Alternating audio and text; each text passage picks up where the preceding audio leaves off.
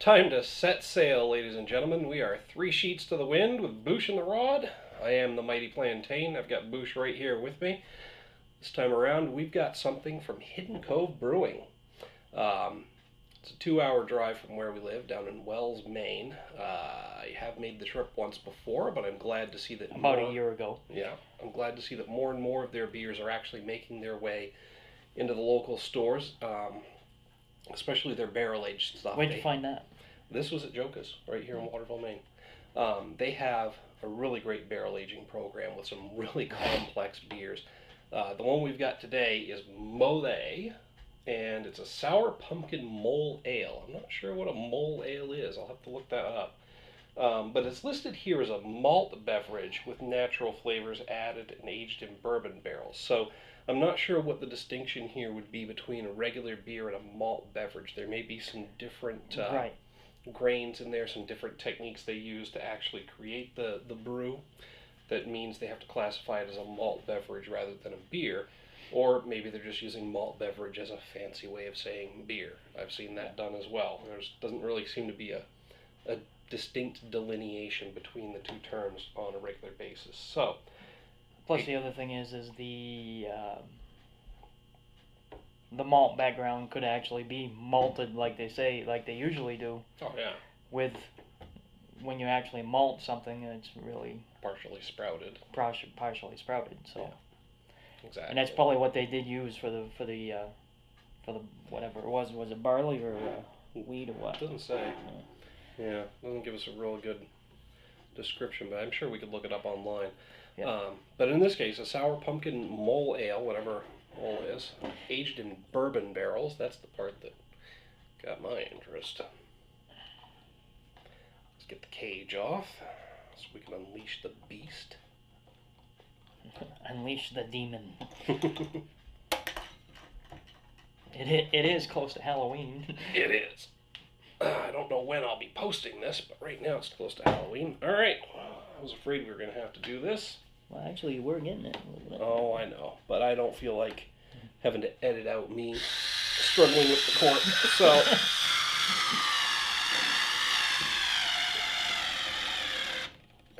I may have to do it anyway. Still the best $10 I ever spent. Yeah, that bad boy was in there tight. Whew. All right. Shut up, Davis. You know he's got something to say about it, doesn't he? Ooh.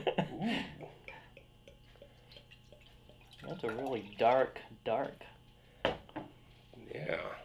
And I think there's less in here than I thought there was. That's almost like a barley wine.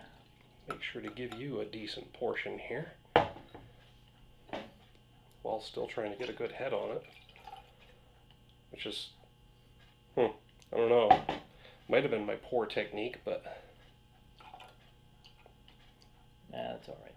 Yeah, I'll say, I don't think it's very bubbly. No.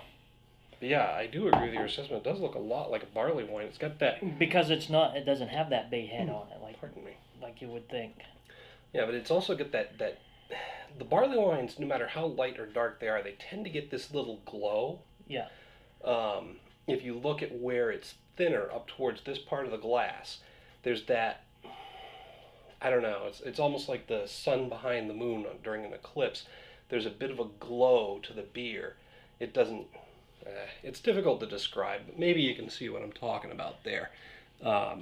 Just a little bit of light where it's a bit translucent before going completely opaque. And, I don't know, I really can't describe it adequately, I don't think. It's really hard to tell. I mean, you'd have to pour it out and look at it yourself. Yeah. I mean, it's really nice and dark. It's fairly thick looking, but it's running off the glass pretty easy, so. Right. Ooh, that's sour. Holy cow, yes it is. Sour. It almost smells like a wine. Yeah, and I'm getting a lot of the pumpkin. Yep. A lot of the pumpkin, a lot of the other spices they may have brewed with it. Yeah, I'm not able to nail anything down in particular, but there's almost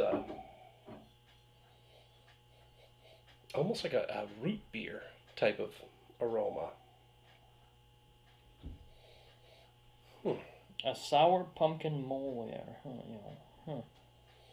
Yeah, there's not a lot about the Molay. ingredients on the label there. Yeah, mostly sour, some heavy hints of pumpkin, and that little bit of spiciness that you mentioned, almost like a root beer smell to it.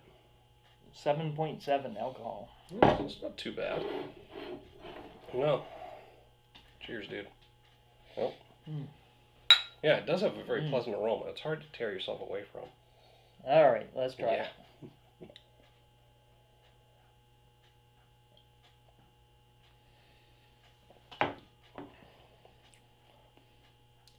Definitely sour. Yeah, but it's nice and thick. It's got a medium heavy mouthfeel. Yep. Almost, the mouthfeel almost is like a really dark, rich, dark, bold coffee. I was almost going to say like without a any, just black, without cream or sugar in it. But that's what it kind of feels like. Because I don't know if it's the hop profile, but I'm getting that bitterness of a coffee up front. Yep. Without any coffee flavor, but it's not reminiscent of a hoppy bitterness. It's like a coffee bitterness. Well, you know what it probably is the malt and the Molay. I wouldn't call it mole. I'd say Molay. It's probably Molay, yeah. Is the way they actually pronounce it. It's probably really heavily roasted to bring out that same. To bring out that it's bitterness. The other thing that you are getting that bourbon flavor as well. Mm-hmm.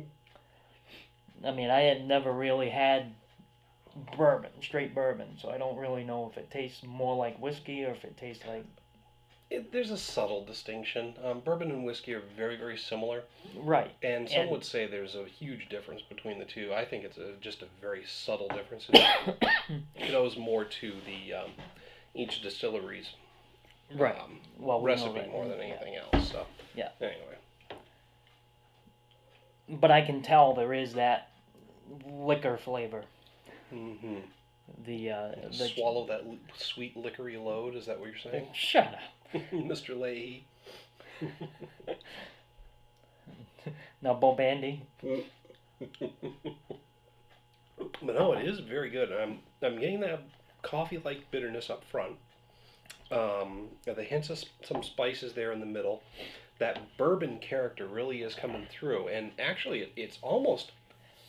Are you getting like a bit of a spicy burn in the aftertaste? Yes, a little bit. Yeah, so I'm wondering where that's coming from, but that's kind of pleasant. Definitely getting that pumpkin flavor up somewhat not up front, but not in the back, not in the back half of it neither. It's right in the middle. Mm-hmm. You get that bourbon flavor as you drink it down, you swallow it, and the aftertaste it almost tastes like a wine. In the aftertaste, but I can see that a bit. Yeah. There's no hoppy bitterness as far as that goes. It's more the alcohol that's giving it the bitterness. What I actually think they did was they might have when they did the malt, they let it go a little bit too far. All right, so it kind of. And there's no such thing as too far. I like a nice roasted malt, man. And that's what they did. They over roasted it, and that's what you taste. That's what I taste as far as the smokiness of it. Putting it into the bourbon barrel enhanced that flavor. Yeah. Anything. And it actually made it really meld well. Yeah. And that's why it's so dark too, is because they went further with the roasting. Picks up some of that character from the wood. Right. Well, see, I'm getting a slightly different flavor profile. I got a lot of the pumpkin in the aroma, but I didn't get any of it in the taste. For me, it's mostly that roasted bitterness up front, followed by some spiciness, different spice blends, almost reminiscent of fall spices. Then the sour hits me, along with the bourbon character. Yeah. And in the finish, I'm getting that burning sensation like a pepper spice. Yeah. So, there is that spice in there. You can tell that there is a spice in it. Mm-hmm. And it's most likely like what you would put in a pumpkin pie as far as the different spices to go with the pumpkin. It's those fall spices like, allspice. Yeah. And some of the other stuff. And Bell seasoning. Right. That's mostly for turkey, but. Right, but as far as like allspice, maybe ginger, what you would put in a pumpkin pie, pretty much. Yeah. Yeah, so this is one of the things that I really like about the Hidden Cove beers, and especially their barrel-aged stuff, is they put a lot of different ingredients into it. They go really complex, and we're getting a very complex flavor profile, and even different, right, and distinctly different impressions of it. And you can really taste the difference. Mm-hmm. And it just depends on what your tastes are as to how it tastes to you. Exactly. So for me personally, this is a 5 out of 5 from Hidden Cove. It's an excellent, complex, very well put together beer that is just impressing me on a lot of different levels. See, for me, it's a 5 out of 5 as well. As well, I see that. It's mainly because of the taste. I mean, it's really good. It is delicious. It really is good. And I mean, it's not something I would want to get drunk on. That's for sure, because you could definitely get pretty sick off it if you got hammered off it. But if it's something that you like to drink, give it a try. Give a bottle of this a try. Get a bottle of it. Just one bottle would be enough. I mean, you start off with that, then you can go to beer afterwards. But exactly. Once this is gone, you're gonna want something just to compare it to. Honestly. And even if you're a wine drinker, that would actually, I think we could pull this on a wine drinker and see what they think. Oh yeah. Yeah. I think you could. The only thing that would throw them off would probably be the color, the darkness of it. I don't know how we can disguise that, but you could. But I think even if you are a wine drinker, I think you would actually like that, because there's no real bubble. There's no bubbliness to it. It did come through fairly flat for me. Right, and even the taste. I mean, there's hardly any carbonation at all. Yeah. And it really has that aftertaste of a wine. I can see that a bit. Yeah. Once I get through the spicy burn there. Right. There is a little bit of that. See, that's the other thing. It might just be the lingering sourness. Every time I breathe out, it tastes like I just drank a coffee. So you're still getting that coffee. I'm still getting that coffee flavor. See, and I just got the hint of the bitterness up front, right? And just not much of it afterwards. So, yeah, it just two completely different impressions from the beer because it's such a complex brew. But that in itself tells you should check this out if you can find it in your area. And if you do, let us know what you think. Hit us up down in the comments, the email link down below. Yep. I'll also put a user poll up here and give you a chance to rate the beer yourself, 1 through 5. You got 2 5s here, so that's a good recommendation for this beer. But I'd love to hear what you have to say. Boosh will take a look at it too when I tell him, because he doesn't check the fucking comments ever. I really don't. I haven't seen many of the videos neither, so. I know. You should check them out. I have been once in a while. But anyway, we'd love to hear from you. We'll. So I could be the one viewer that you're getting right now? The one, yeah. The viewership is dropping off, but I still enjoy doing this. It's more of a hobby for me than anything. Actually, it's fun. I mean, exactly. And even if it doesn't kick off, but who knows, later on it might. Who knows? Exactly, because we're still going to sit around, drink beer, and shoot the shit about it. Right. Anyway, we're just gonna film it for your enjoyment in the meantime. Right. That was good. But yeah, check it out. Let us know what you think. Make sure that if you like this video, you like, share, and subscribe to the channel. That way you'll get a notification every time a new video is posted. Until next time, folks, thanks for tuning in, and cheers. Keep drinking. Not you, you're done. That's right. There, now we're in the same boat. Next beer, please.